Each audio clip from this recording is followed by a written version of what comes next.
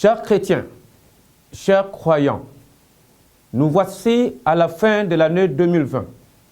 Nous aimerions d'abord rendre grâce à Dieu de nous avoir préservés tout au long de cette année 2020 et de nous avoir permis de voir la nouvelle année 2021.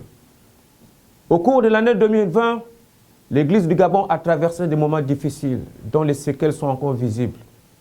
L'Église a connu une année 2020 marquée non seulement par la pandémie du Covid-19, mais aussi par la persécution de la part d'un gouvernement qui n'a ménagé aucun effort pour sortir au grand jour sa désaffection vis-à-vis de l'Église.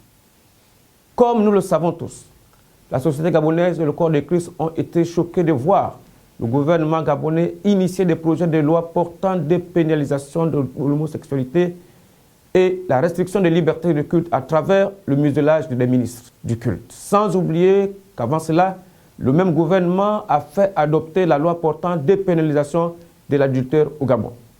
Tous ces faits nous amènent à comprendre et à déduire que le gouvernement ne tient plus compte ni de l'éthique, ni de la morale, et encore moins des valeurs qui fondent notre morale.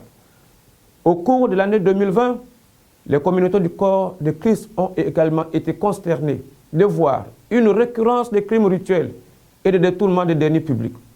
Tous ces actes de délinquance financière nationale sont posés pour défier la bonne gouvernance qui reste le seul moyen qui puisse assurer la redistribution des richesses de notre pays au profit des populations. L'Église ne restera pas muette pour être complice de telles atrocités qui paralysent le vivre ensemble des Gabonais qui subissent des inégalités sociales sans précédent.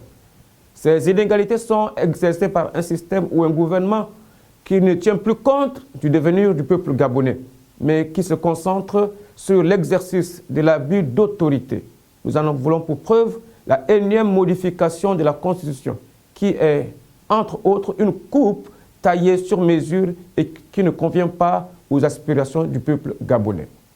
Chers chrétiens, chers croyants, l'Église du Gabon, dans son rôle de garant de la morale, attire l'attention du gouvernement sur les conséquences d'une maltraitance du peuple en général et du peuple de Dieu en particulier.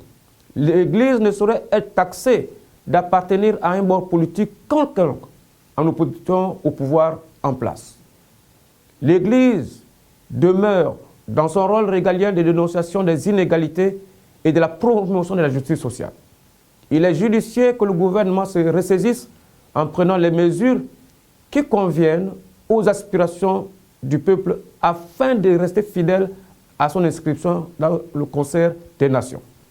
L'Église, en sa qualité de partenaire du développement, a contribué aux côtés du gouvernement à la lutte contre la Covid-19 en prenant part active à la distribution des kits alimentaires et à la sensibilisation des riverains. En tant qu'Église, il convient de dire ici que l'importante tendance baissière de la pandémie du Covid-19 au Gabon et le déconfinement de tous les secteurs d'activité de notre pays laisse apparaître à l'évidence que la fermeture ou la restriction des lieux de culte ne se justifie plus. Ainsi, ressort la nécessité impérieuse de la reprise de nos activités ecclésiastiques pour la bonne santé spirituelle et physique de nos communautés dans le strict respect des mesures barrières.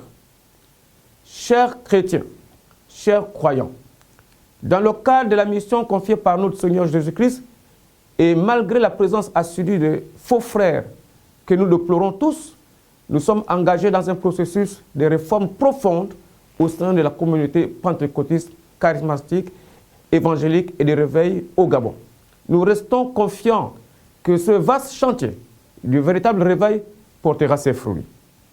Comme nous édifient les Saintes Écritures, nous savons que du reste, que le chemin des droits fondamentaux qui mène à la liberté de culte est souvent jonché de conspirationnistes, mais cela ne devait pas nous freiner.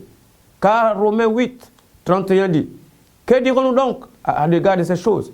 Si Dieu est pour nous, qui sera contre nous? » Aussi, il est visible que les communautés religieuses que nous incarnons souffraient de vivre sans aller adorer le Créateur dans les temples.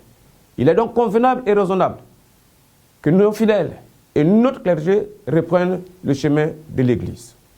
Chers chrétiens, chers croyants, cet instant n'est aussi autre que l'occasion de vous souhaiter une année pleine de succès, de grâce et de liberté de culte.